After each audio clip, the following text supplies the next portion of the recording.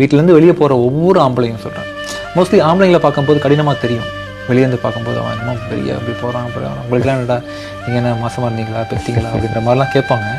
அவன் வந்து குடும்பத்தை காப்பாற்றுற கஷ்டம் இருக்குல்ல, ஒவ்வொரு சக மனிதன் ஒரு ஆண்மகனும் ₹1 சம்பாதிக்கிறது கஷ்டமா.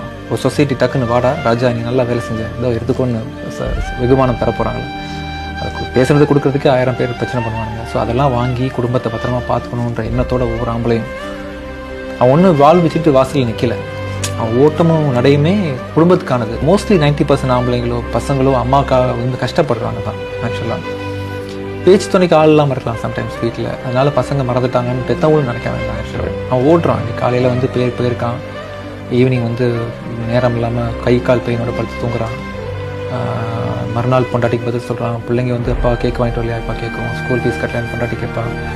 அம்மா மருந்து என்னடா கண்ணில் கேட்டாக்ட் இருக்கடா சரி பண்ணணுடா காசு ரெடி பண்ணிட்டான்னு கேட்பான்.